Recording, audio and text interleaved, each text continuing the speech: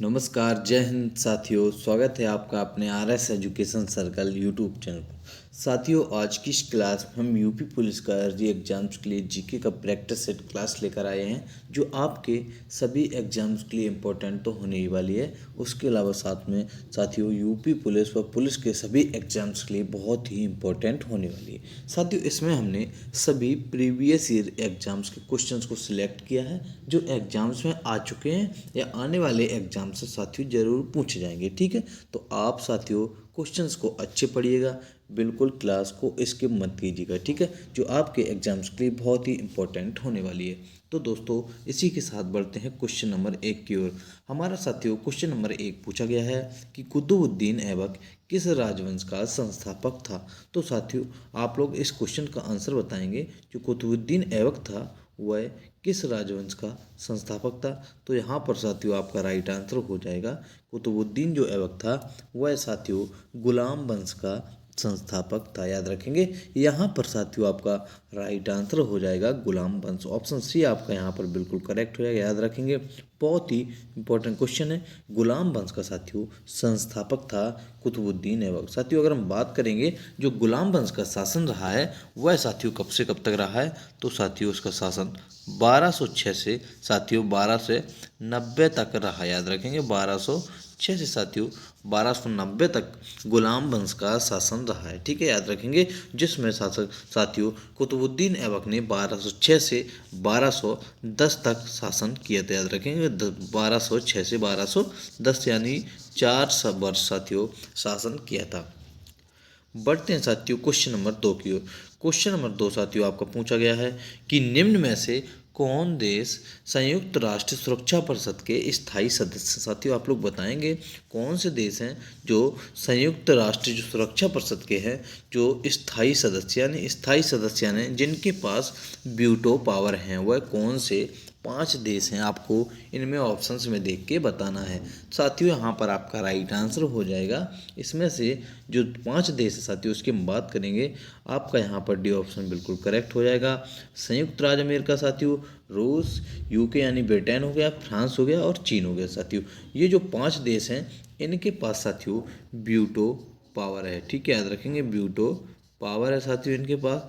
जो 5 देश हैं जो कि संयुक्त राष्ट्र सुरक्षा परिषद के साथियों स्थायी सदस्य माने जाते हैं। ठीक है, याद रखेंगे, इसमें साथियों भारत भी शामिल होना चाहता है। याद रखेंगे, यहाँ पर आपका साथियों डी ऑप्शन बिल्कुल करेक्ट हो जाएगा। अगर हम बात करेंगे साथियों जो संयुक्त राष्ट्र की जो स्थापना हुई थी वह 24 अक्टूबर साथियों 1945 में हुई थी। याद रखेंगे, 24 अक्टूबर 1945 में इसकी स्थापना हुई थी। अगर हम इसके अंगों की बात करेंगे साथियों, क्वेश्चन बहुत ही इंपॉर्टेंट है, क्योंकि इससे साथियों कोई ना कोई पॉइंट से एग्जाम से जरूर पूछा जाता है कि इसके अंग कितने हैं, या इसमें साथियों इसमें कितने सदस्य देश हैं, या इसमें कितने स्थायी सदस्य देश हैं। साथियों कई प्रकार से क्वेश्चन एग्जाम्स में हमारे पूछे जाते हैं, या इसकी स्थापना कब हुई, या इसका हेड क्वार्टर कहाँ है साथियों। ठीक है, तो यहाँ पर हमने आपको बता दिया साथियों इसके 6 अंग हैं। इसकी स्थापना 24 अक्टूबर 1945 ईस्वी में हुई थी। याद रखेंगे, और इसमें जो स्थायी सदस्य हैं उनकी हमने चर्चा कर ली है।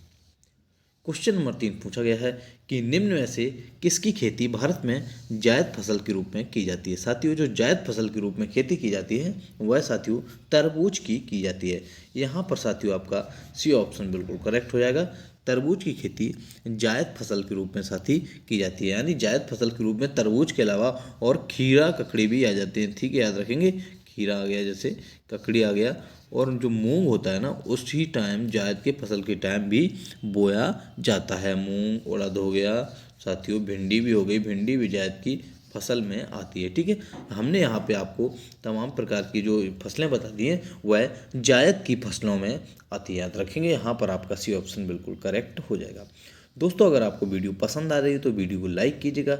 अगर आप चैनल पर पहली बार आए तो चैनल को जरूर सब्सक्राइब कर लीजिएगा, जिससे आने वाली सभी इंपॉर्टेंट वीडियो का अपडेट आपको मिलता रहे। क्वेश्चन में साथियों 4 पूछा गया है कि दूध और दूध के उत्पादों की आपूर्ति के लिए मेमोरेंडम ऑफ इंटरेस्ट पर हस्ताक्षर किस देश से किए थे। याद रखेंगे, तो दूध के जो उत्पादों की आपूर्ति के लिए साथियों जो मेमोरेंडम ऑफ एमओ जो आई चलाया गया था साथियों, एमओ आई चलाया गया था, इसमें साथियों इंटरेस्ट मेमोरेंडम ऑफ इंटरेस्ट किस देश के साथ हस्ताक्षर किए थे?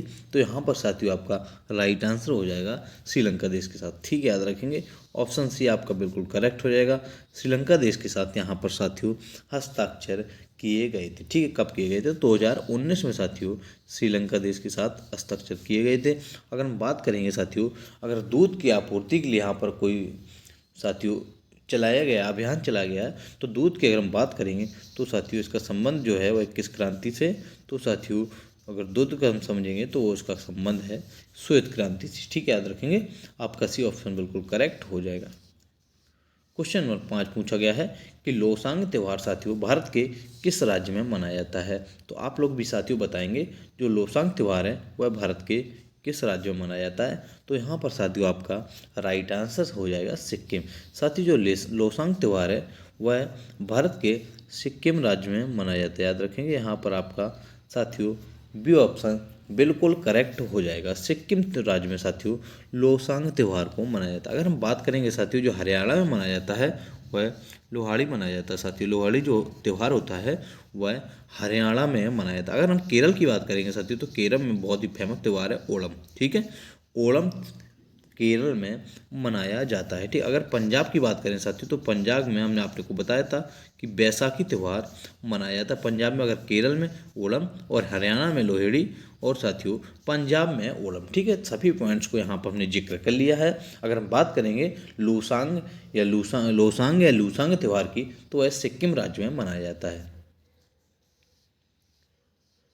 क्वेश्चन में साथियों 6 पूछा गया है कि निम्न में से भारत के प्रथम सर्वोच्च वीरता पुरस्कार परमवीर चक्र से सम्मानित कौन हुए थे? साथियों आपको 4 ऑप्शंस दिए गए हैं, उनमें आपको बताना है जो वीरता का सबसे परमवीर चक्र है साथियों सर्वोच्च पुरस्कार है उससे किसे सम्मानित किया गया था? तो यहाँ पर साथियों आपका राइट आंसर हो जाएगा किसे सम्मानित किया गया। मेजर जो सोमनाथ शर्मा है आपका ए ऑप्शन बिल्कुल करेक्ट हो जाएगा। मेजर सोमनाथ शर्मा को सम्मानित किया गया था। ए ऑप्शन आपका यहाँ पर बिल्कुल साथियों करेक्ट हो जाएगा। ठीक है, याद रखेंगे मेजर सोमनाथ शर्मा। अगर हम बात करेंगे साथियों जो मेजर सोमनाथ शर्मा को मिला था यह भारत में वीरता पुरस्कार परमवीर जो चक्र की शुरुआत हुई साथियों यह 26 जनवरी, याद रखेंगे 26 जनवरी 1950 से साथियों इसकी शुरुआत की गई थी। याद रखेंगे 26 जनवरी 1950 की जो परमवीर चक्र मेजर सोमनाथ शर्मा को मिला है उसकी शुरुआत 1950 से की गई थी। ठीक है, यह साथियों जो देश में सर्वोच्च सैन्य वीरता का पुरस्कार होता है। याद रखेंगे जो परमवीर चक्र होता है यह देश में सर्वोच्च सैन्य वीरता का पुरस्कार होता है। याद रखेंगे ये ऑप्शन आपका बिल्कुल करेक्ट हो जाएगा। क्वेश्चन नंबर साथियों 7 पूछा गया है कि उत्तर प्रदेश के नौटंकी, रामलीला, कजरी, झोरा, छपेली और जैता निम्न में से किससे संबंधित है? साथियों ये आपके जो हैं यह किससे संबंधित हैं? जैसे नौटंकी हो गया, रामलीला हो गया, कजरी, झोरा, छपेली और जैता, यह साथियों उत्तर प्रदेश के लोक नृत्य के रूप में आते हैं, लोक नृत्य हैं। ठीक है, याद रखेंगे यहाँ पर आपका साथियों ये ऑप्शन बिल्कुल करेक्ट हो जाएगा। नौटंकी, रामलीला, कजरी ये साथियों सभी लोक नृत्य हैं। ठीक है, उत्तर प्रदेश के। अगर हम बात करेंगे साथियों कि शास्त्रीय नृत्य कौन सा है तो यूपी का अगर हम शास्त्रीय नृत्य की बात करेंगे तो साथियों शास्त्रीय नृत्य हमारा कथक। याद रखेंगे शास्त्रीय नृत्य हमारा उत्तर प्रदेश का कथक है। ठीक है, यहाँ पर आपका साथियों ये ऑप्शन बिल्कुल करेक्ट हो जाएगा, लोक नृत्य। ठीक है, क्वेश्चन नंबर 8 पूछा गया है द कैलकटा क्रोमोमोस निम्न में से किसके द्वारा लिखित है? साथियों जो पुस्तक है हमारी द कैलकटा क्रोमोसोस निम्न में से जो पुस्तक है किसके द्वारा लिखित है? तो यहाँ पर साथियों आपका राइट आंसर हो जाएगा यह अमिताभ घोष के द्वारा लिखित पुस्तक है। सी ऑप्शन आपका बिल्कुल करेक्ट हो जाएगा, यह अमिताभ घोष के द्वारा लिखित पुस्तक है। क्वेश्चन नंबर 9 पूछा गया है कि निम्न में से किस वर्ष भारतीय आईटी अधिनियम का संशोधन किया गया था? साथियों जो भारतीय आईटी अधिनियम का संशोधन किया गया था वह साथियों 17 अक्टूबर 2000 को भारतीय लागू हुआ था साथियों। ठीक है, जो इसका संशोधन किया गया था वह 2008 ईस्वी में किया गया था।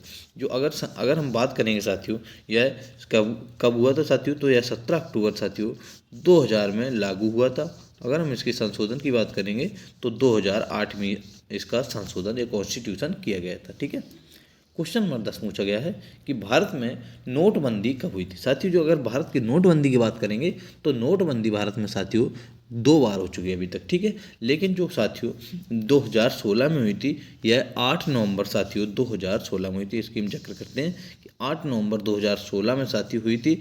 इसके पहले जो पहले हुई थी वह साथियों 1978 में हुई थी, याद रखेंगे।